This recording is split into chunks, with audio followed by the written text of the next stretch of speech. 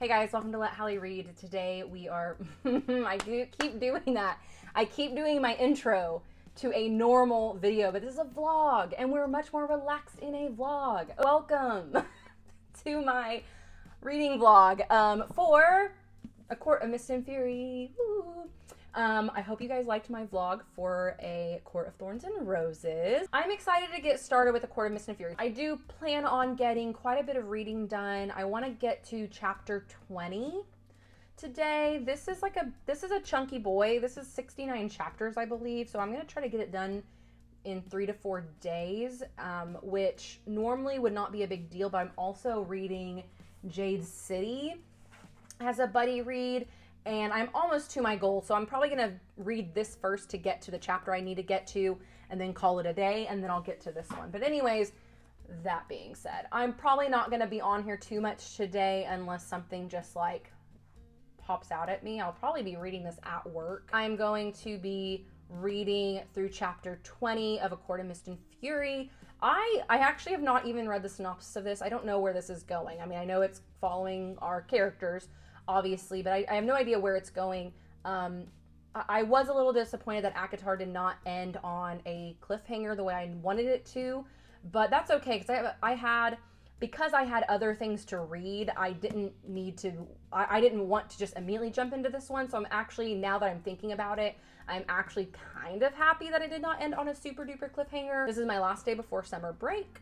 Super excited. But if it's a slow day today in the office, I'm just going to be reading this and catching up on it. I'll make notes and I will check back in with you guys tomorrow. At some point in this reading vlog, I will be going to an independent bookstore called Full Circle Books in Oklahoma City. I have a little coffee date with a friend there, so I thought, well, while I'm there, I might as well film and get some books. So yeah, I will see you in my next clip, hopefully giving you some juicy reactions to A Court of Mist and Fury. I will see you guys in a little bit. Okay guys, I'm back with my first reading update for A Court of Mist and Fury. I just got to chapter 11, page, 110 or so is the page I'm on right now. So here are my first initial thoughts on ACOMAF so far. One, we open up with Feyre still reeling from what happened at the end of the first book. And what I really appreciated about that is that we are seeing Feyre go through the trauma, go through that PTSD. I don't like in books or shows or movies when the characters go through these super traumatic experiences and seem to just get over them super quickly.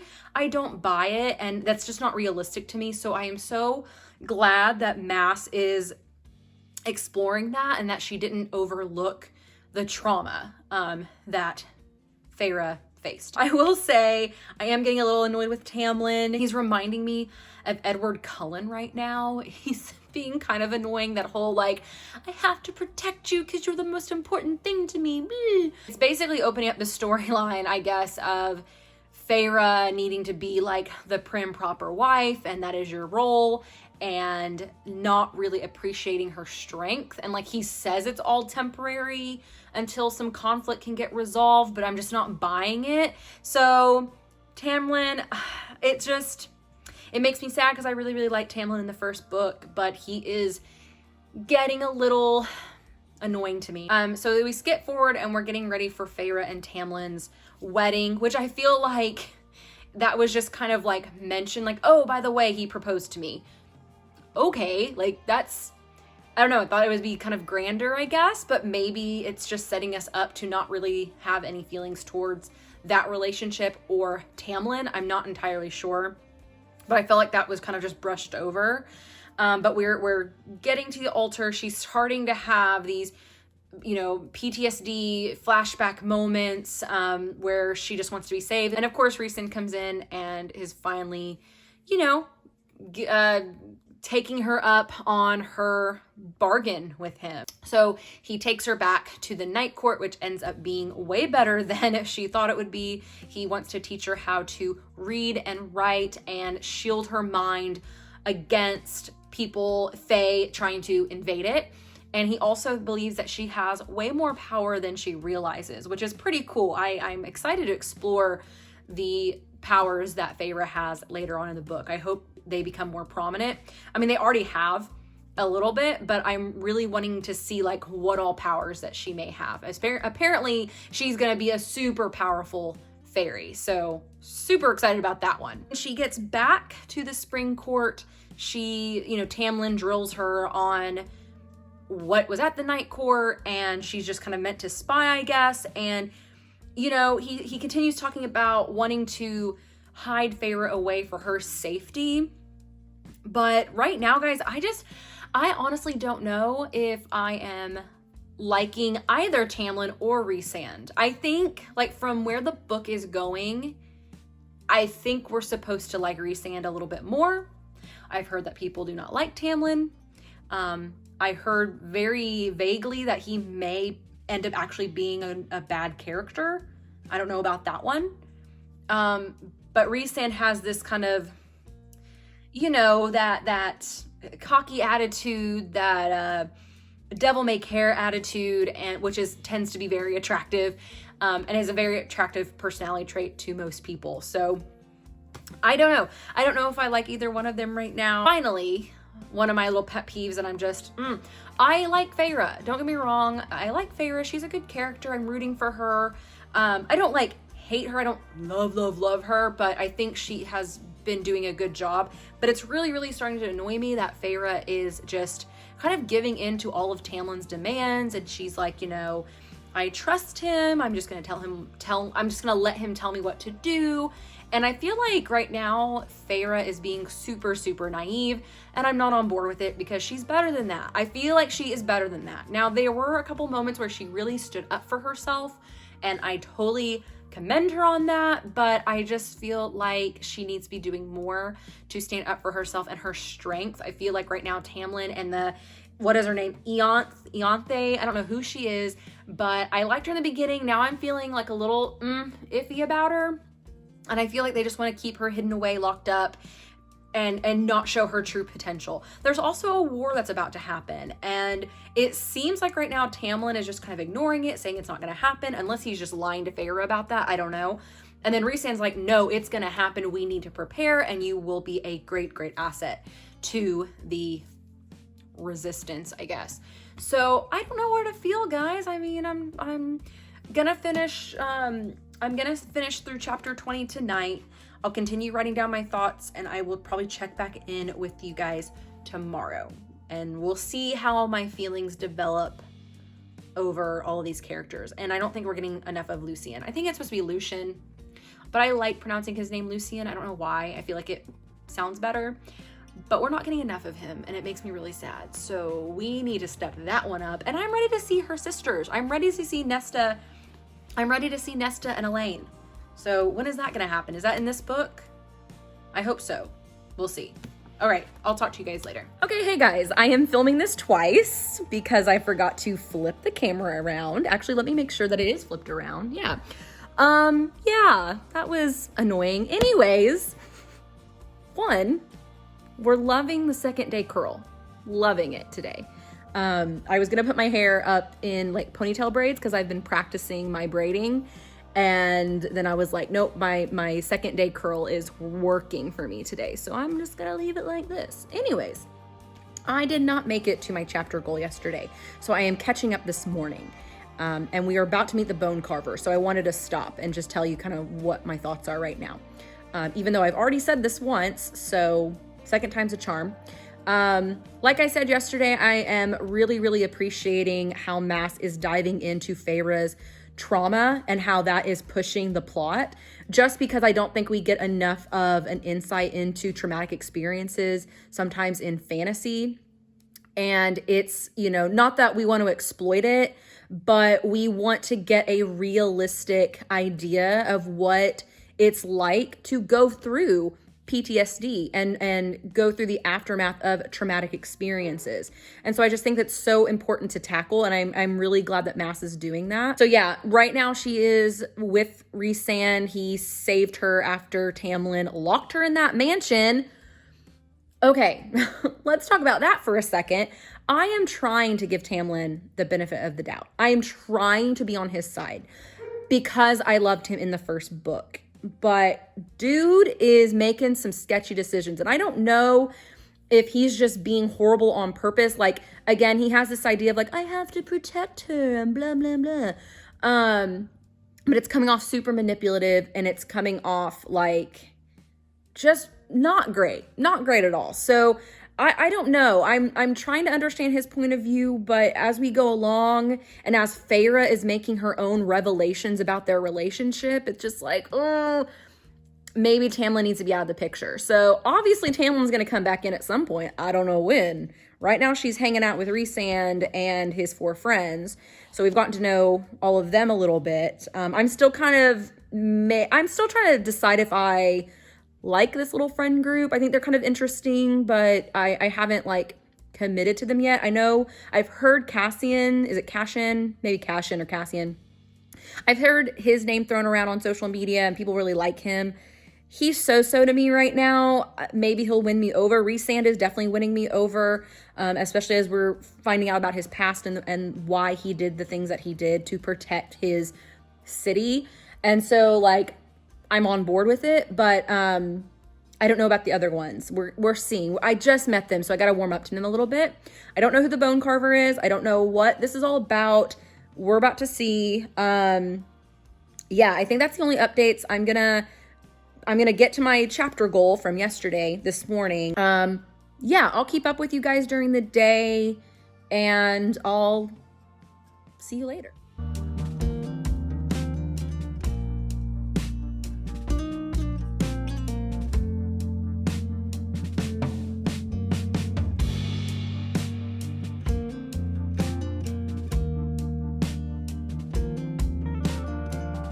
Guys, hey, I'm back. I did make it to chapter 20, or the beginning of chapter 20. A lot of stuff is going underway. They just met the Bone Carver, which he was a creepy dude.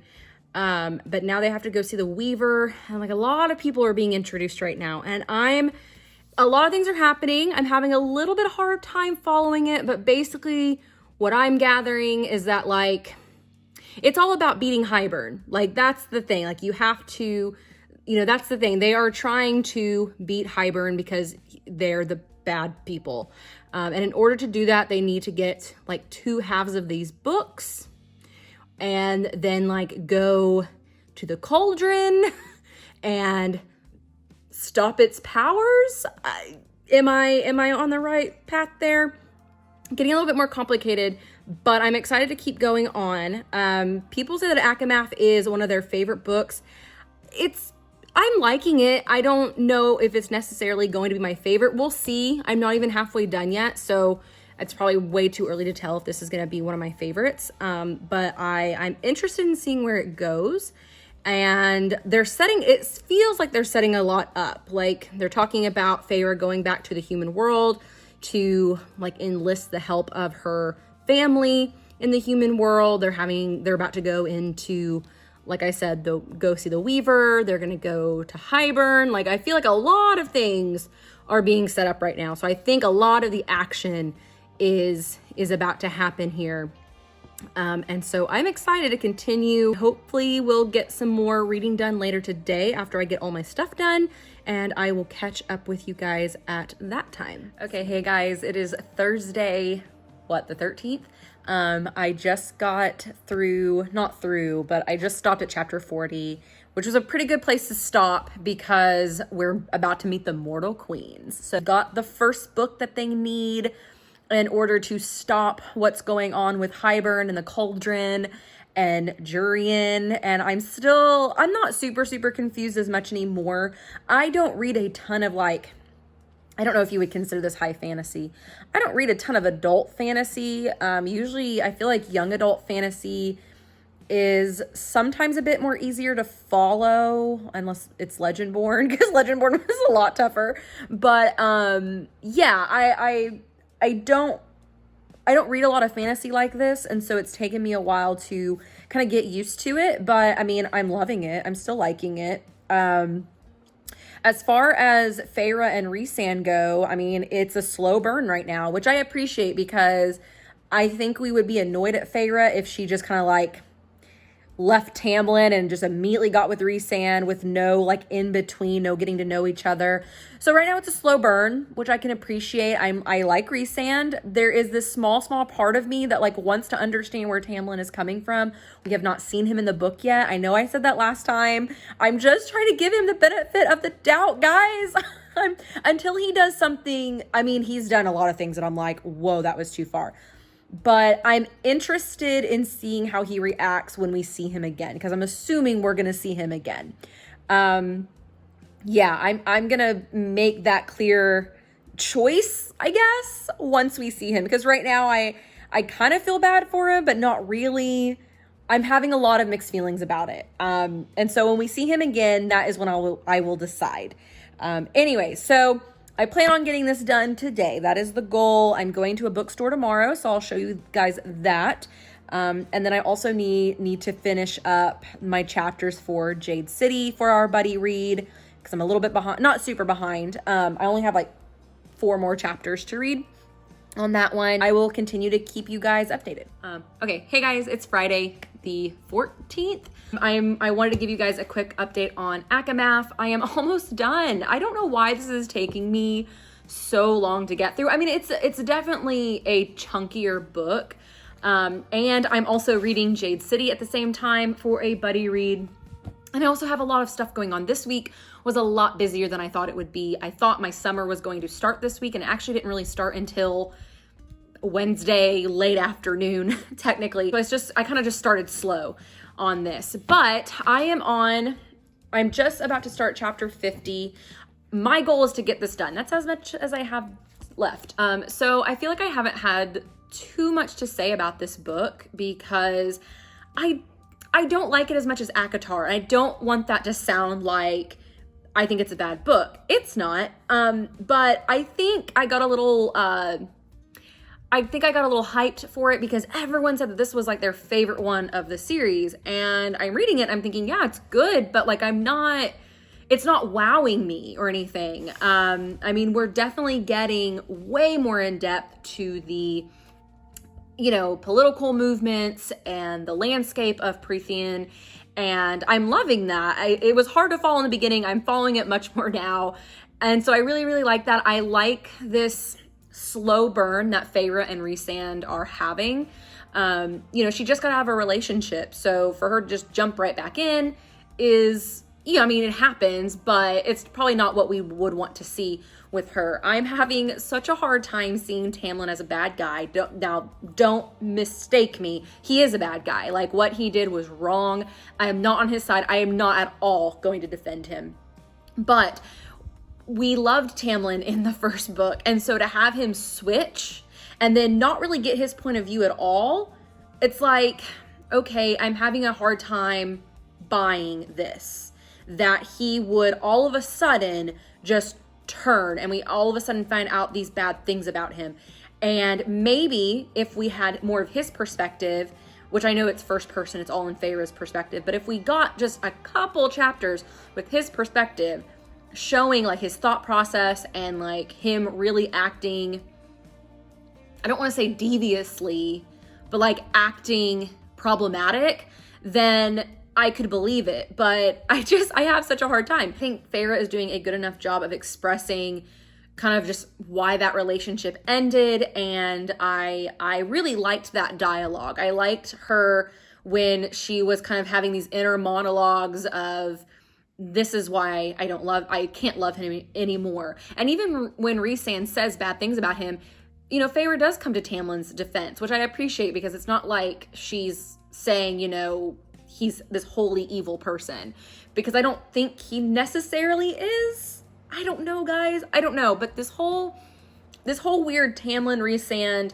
Feyre thing is just throwing me off a bit. And I like Rhysand and Feyre together, but the whole Tamlin thing, I don't know. I did just like skip ahead a little bit to see if I see Tamlin's name anywhere else because I want to see him come in the picture. And I got a little spoiled. So I'm kind of mad at myself for that, but that's okay. So I am going to a bookstore today. I have a little lunch date with a friend, and I'm gonna go to an independent bookstore called Full Circle Books. It's here in Oklahoma City. I will do some footage of that. Next little bit you'll see is our little trip to Full Circle Books.